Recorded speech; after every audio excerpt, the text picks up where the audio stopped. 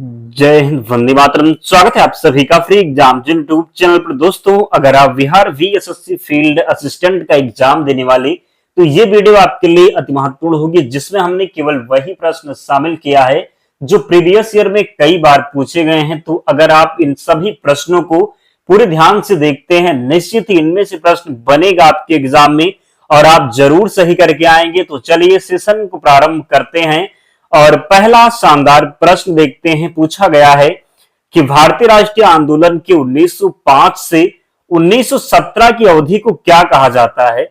तो भारतीय राष्ट्रीय आंदोलन के 1905 से 1917 की अवधि को उग्रवादी चरण कहा जाता है। याद रखेंगे, गलती नहीं करेंगे। दूसरा प्रश्न है, करजन के शासनकाल का सबसे मूर्खतापूर्ण कार्य जिसने उग्र राष्ट्रीयता को जन्म दिया वह क्या था? तो 1905 का बंगाल विभाजन राइट आंसर होगा। करजन के शासनकाल का सबसे मूर्खतापूर्ण कार्य जिसने उग्र राष्ट्रीयता को जन्म दिया था वह क्या था? तो 1905 का बंगाल विभाजन राइट आंसर हो जाएगा। गलती नहीं करना है, याद रखना है। अगला है, भारत में राष्ट्रीयता के जन्मदाता तथा निर्भयता से राष्ट्र की वेदना को प्रकट करने वाले प्रथम भारतीय कौन थे? बाल गंगाधर तिलक सही उत्तर हो जाएगा। भारतीय राष्ट्रीय कांग्रेस की सबसे पहली महिला अध्यक्ष कौन थी? तो भारतीय राष्ट्रीय कांग्रेस की पहली महिला अध्यक्ष थी एनी बेसेंट। अगर यहीं पर प्रश्न होता कि भारतीय राष्ट्रीय कांग्रेस की प्रथम भारतीय महिला अध्यक्ष कौन थी, तो सरोजिनी नायडू राइट आंसर होगा। क्या होगा? तो सरोजिनी नायडू सही उत्तर होगा। अगला प्रश्न है, 1905 के बंगाल विभाजन के समय वायसराय कौन था?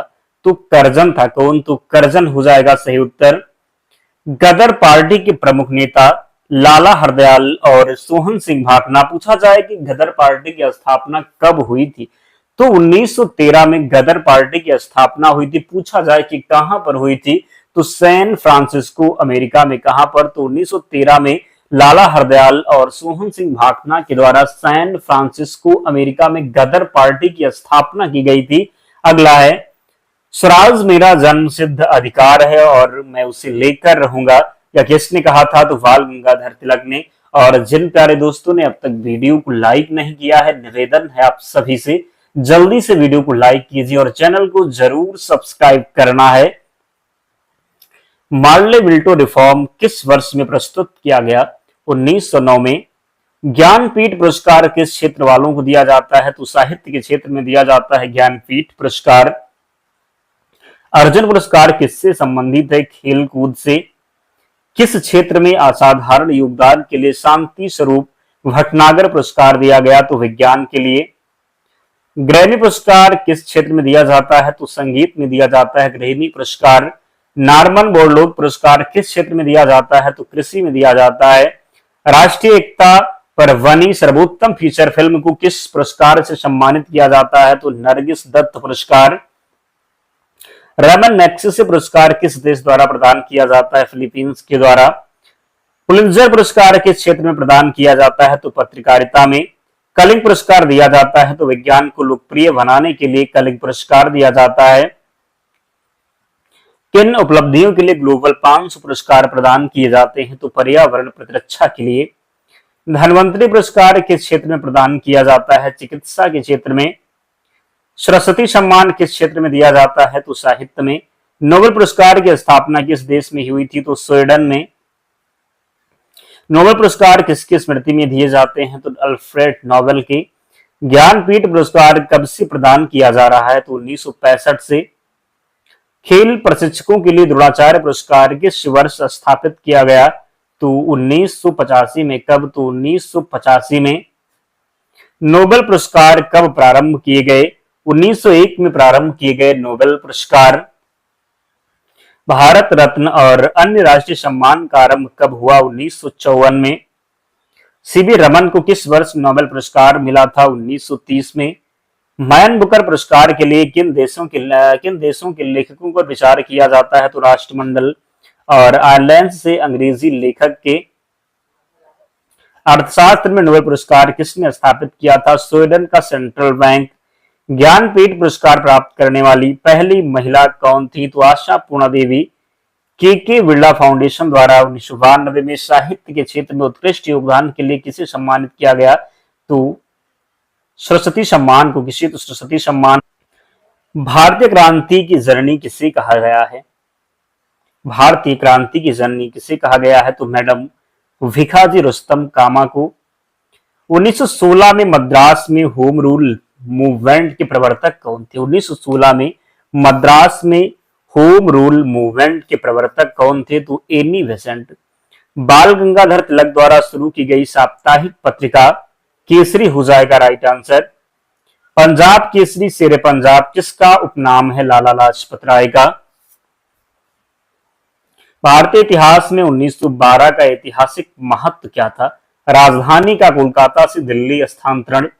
अनुशीलन समिति किससे संबंधित है? तो ये वीडी सावरकर से संबंधित है। अल हिलाल समाचार पत्र किसके द्वारा राष्ट्रीयता के प्रचार के लिए शुरू किया गया? अबुल कलाम आजाद के द्वारा। लंदन में 13 मार्च को सर माइकल उडायर को गोली से किसने मारा था? तो उधम सिंह ने मारा था। भारतीय राष्ट्रीय कांग्रेस का प्रथम विभाजन 1907 में हुआ, कौन सा अधिवेशन था? तो सूरत अधिवेशन था। कौन सा? तो सूरत अधिवेशन। पूछा जाए पेचअप कब हुआ था? तो 1916 में। लखनऊ अधिवेशन में अध्यक्ष थे अंबिका चरण मजूमदार। मुस्लिम लीग की स्थापना का श्रेय किसे जाता है? तो सलीमुल्लाह को जाता है मुस्लिम लीग की स्थापना का श्रेय। महाराष्ट्र में गणपति उत्सव आरंभ करने का श्रेय किसको प्राप्त है? बाल गंगाधर तिलक को। बंगाल विभाजन के विरुद्ध विद्रोह का नेतृत्व किसने किया था? तो सुरेंद्र नाथ बनर्जी ने। 1907 के कांग्रेस के सूरत अधिवेशन की अध्यक्षता किसने की थी? डॉक्टर रास बिहारी बोस ने। अनुशीलन समिति क्या थी? तो एक क्रांतिकारी संगठन। क्या होगा? तो अनुशीलन समिति एक क्रांतिकारी संगठन था। बंगाल 1905 में विभाजित हुआ, जिसके विरोध के फलस्वरूप यह पुनः कब एकीकृत हुआ? तो 1909 में। कब? तो बंगाल 1905 में विभाजित हुआ, जिसके विरोध के फलस्वरूप यह पुनः कब एकीकृत हुआ? तो 1909 में एकीकृत हुआ, याद रखेंगे। बंगाल का विभाजन कब हुआ? 16 अक्टूबर 1905 को। कौन सा नेता कांग्रेस के गरम दल से संबंधित था? तो अरविंद घोष। किस नेता ने 1906 में कोलकाता कांग्रेस अधिवेशन की अध्यक्षता की थी? तो दादा भाई नौरोजी ने। उत्तरी ध्रुव में भारत के अनुसंधान केंद्र का नाम हिमाद्री हो जाएगा। सुंदरवन का डेल्टा कौन सी नदी बनाती है? तो गंगा नदी बनाती है सुंदरवन का डेल्टा। भारत की सबसे लंबी सुरंग पीर पंजाल सुरंग किस राज्य में स्थित है? तो जम्मू कश्मीर में। तुलबुल परियोजना किस नदी पर है? तो यह है झेलम नदी पर। स्वतंत्र भारत के प्रथम भारतीय गवर्नर जनरल कौन थे? चक्रवर्ती राजगोपालाचारी। दक्षिण मध्य रेलवे का मुख्यालय कहाँ स्थित है? तो सिकंदरा में स्थित है दक्षिण मध्य रेलवे का मुख्यालय। कौन सा अधिकार जो आपातकाल में भी समाप्त या सीमित नहीं किया जा सकता? तो व्यक्तिगत स्वतंत्रता तथा जीवन की सुरक्षा का अधिकार। हांगहो नदी किस सागर में गिरती है? पीत सागर में गिरती है हांगहो नदी। संविधान के किस अनुच्छेद द्वारा राष्ट्रपति को अध्यादेश जारी करने की शक्ति प्रदान की गई है? तो अनुच्छेद 123 के द्वारा। किसने सर्वप्रथम अशोक के अभिलेखों को पढ़ा? तो जेम्स प्रिंसेप ने। संविधान सभा के अस्थायी अध्यक्ष कौन थे? तो जब पूछा जाएगा कि संविधान सभा के अस्थायी अध्यक्ष, तो डॉक्टर राजेंद्र प्रसाद। अगर प्रश्न होता कि संविधान सभा के अस्थायी अध्यक्ष, तो डॉक्टर राजेंद्र प्रसाद, याद रखेंगे। अस्थायी अध्यक्ष पूछा जाएगा तो राजेंद्र प्रसाद, और अस्थायी अध्यक्ष पूछा जाएगा तो सच्चिदानंद सिन्हा। वानीपुर प्रोजेक्ट टाइगर रिजर्व किस राज्य में है? तो कर्नाटक में। उच्चतम न्यायालय की पहली महिला न्यायाधीश कौन थी? तो फातिमा बीबी। कौन? तो फातिमा बीबी। भारत का कौन सा राज्य सबसे अधिक राज्य की सीमाओं को स्पर्श करता है? तो उत्तर प्रदेश। भारत में कोयला प्रचुर मात्रा में कहां पाया जाता है? गोंडवाना क्षेत्र में। सरदार सरोवर परियोजना किस राज्य से संबंधित है? गुजरात से। पृथ्वी सूर्य का चक्कर लगाती है सबसे पहले किसने बताया? कोपरनिकस ने। ऑल इंडिया मुस्लिम लीग की स्थापना किसने की थी? तो नवाब सलीमुल्लाह खान ने। किसने? तो ऑल इंडिया मुस्लिम लीग की स्थापना किसने की थी? तो नवाब सलीमुल्लाह खान ने। किसने भारतीय राष्ट्रीय कांग्रेस के विरुद्ध अनुनय विनय और विरोध की राजनीति का दोष लगाया था? तो बाल गंगाधर तिलक। इसका राइट आंसर हो जाएगा। किसने मोहम्मद अली जिन्ना को हिंदू मुस्लिम एकता का दूत कहा था? सरोजनी नायडू ने। मुस्लिम लीग का प्रथम अध्यक्ष आगा खां। गीता राज नामक ग्रंथ किसने लिखा है? तो बाल गंगाधर तिलक ने। सूरत के फूट के बाद कांग्रेस किसके हाथ में आ गई? तो नरम दल वालों के। राजनीतिक स्वतंत्रता राष्ट्र की प्राणवायु है, यह कथन किसका है? तो अरविंद घोष का। हार्डिंग ने बंगाल विभाजन किस वर्ष रद्द किया? तो 1911 में। भारत के 25 उच्च न्यायालय में न्यायाधीश की कुल स्वीकृत संख्या कितनी है? तो 1079। भारत के किस उच्च न्यायालय में न्यायाधीशों की संख्या सबसे कम है? तो सिक्किम उच्च न्यायालय में। भारत के किस उच्च न्यायालय में न्यायाधीशों की संख्या सबसे अधिक है? तो इलाहाबाद उच्च न्यायालय में। भारत के 25 उच्च न्यायालय में किसकी स्थापना सबसे बाद में हुई? तो आंध्र प्रदेश उच्च न्यायालय की स्थापना। भारत के किस संघ शासित क्षेत्र का अपना उच्च न्यायालय है? तो दिल्ली का। किस राज्य का अपना स्वयं का उच्च न्यायालय नहीं है? तो नागालैंड। पटना उच्च न्यायालय की स्थापना 1916 में। भारत का सबसे बड़ा उच्च न्यायालय कौन सा है? तो इलाहाबाद उच्च न्यायालय। गोवा राज्य किस उच्च न्यायालय के क्षेत्राधिकार में आता है? तो मुंबई उच्च न्यायालय के।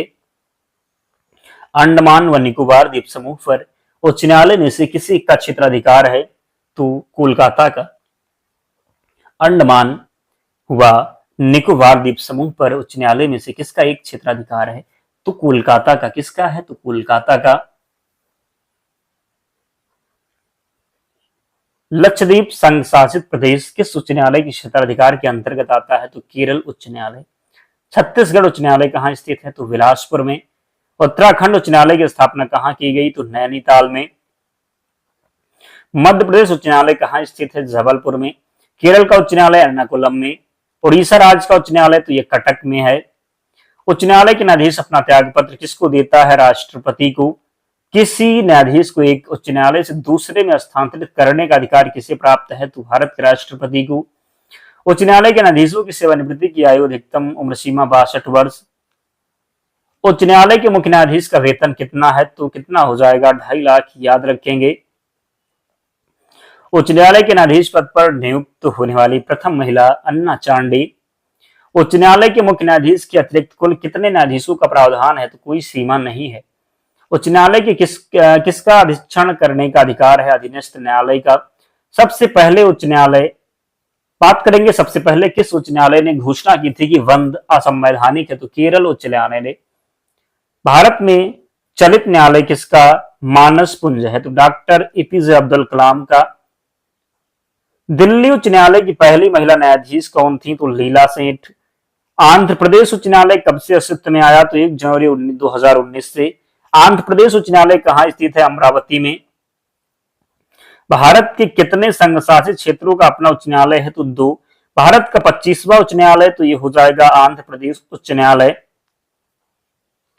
उच्च न्यायालय के किसी न्यायाधीश की आयु के बारे में उत्पन्न किसी प्रश्न का निश्चित कौन करता है? तो सर्वोच्च न्यायालय के मुख्य न्यायाधीश के परामर्श से राष्ट्रपति।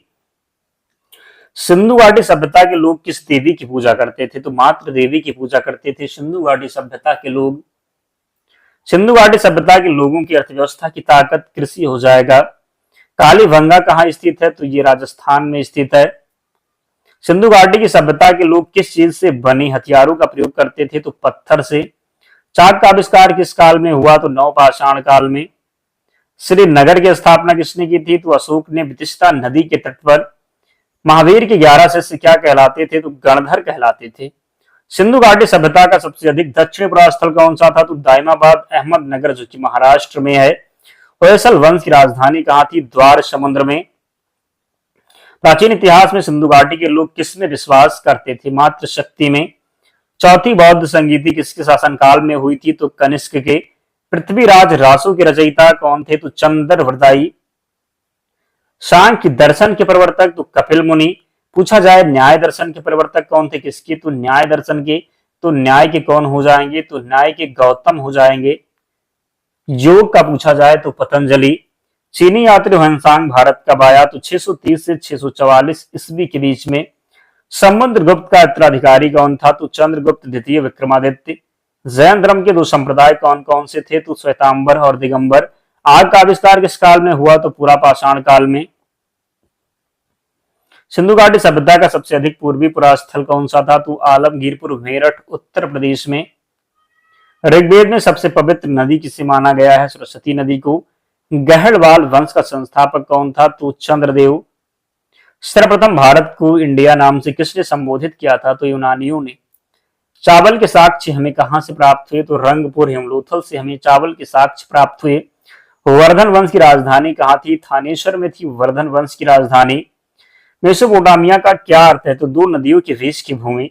सिंधु घाटी में तांबा कहाँ से मंगवाया जाता था? तो राजस्थान की खेतड़ी खान से। सिंधु घाटी सभ्यता का विशाल स्नानागार कहाँ पाया गया? मोहनजोदड़ो में। गंगों की प्रारंभिक राजधानी कहाँ थी? तो कोलर में थी गंगों की प्रारंभिक राजधानी।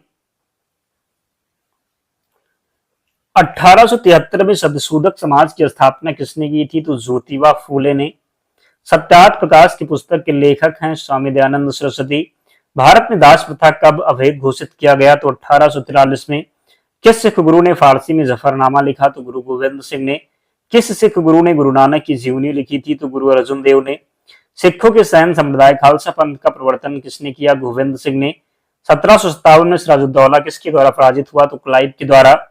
हड़प नीति के अंतर्गत कौन से भारतीय राज्य में शामिल किए गए थे? तो झांसी, नागपुर व सतारा। मुगल सम्राट औरंगजेब कौन सा वाद्य यंत्र बजाते थे? तो वीणा। वह प्रसिद्ध जैन आचार्य कौन थे जिनको अकबर ने बहुत सम्मानित किया? तो हरि विजय सूरी। शाहजहां के काल में कौन यूरोपीय यात्री भारत आया? तो पीटर मुंडी। बाबर ने सर्वप्रथम पादशाह की पदवी कहां धारण की? तो काबुल में। किस मध्यकालीन शासक ने पट्टा एवं कबूलियत की प्रथा प्रारंभ की? शेरशाह। जहांगीर को कहां दफनाया गया था? लाहौर में। कृष्ण भक्ति का प्रथम और प्रधान ग्रंथ तो श्रीमद् भगवद गीता। ऋग्वेद में संपत्ति का प्रमुख रूप गोधन हो जाएगा। ऋग्वेद के किस मंडल में शूद्र का उल्लेख पहली बार मिलता है? 10वें मंडल में। वेदों की संख्या 4 है। आर्य भारत में बाहर से आए और आर्य सर्वप्रथम कहां बसे? तो ये पंजाब में। पुराणों की संख्या 18 है। आरंभिक वैदिक साहित्य में सर्वाधिक वर्णित नदी है सिंधु नदी। दोस्तों इतने प्रश्न थे, तो इन सभी प्रश्नों को याद करना, इनमें से निश्चित ही आपके एग्जाम में प्रश्न बनना है। और इसकी पीडीएफ के लिए टेलीग्राम चैनल से जुड़ जाना, लिंक डिस्क्रिप्शन बॉक्स में है, या फिर आप टेलीग्राम पर जाएंगे, सर्च करेंगे फ्री एग्जाम जोन, चैनल मिल जाएगा, ज्वाइन हो जाना, वहां पर आपको सारी पीडीएफ मिल जाएगी। तो मिलते हैं नेक्स्ट वीडियो में, तब तक पढ़ते रहिए, ध्यान रखिए अपना, स्वस्थ और सुरक्षित रहिए। जय हिंद।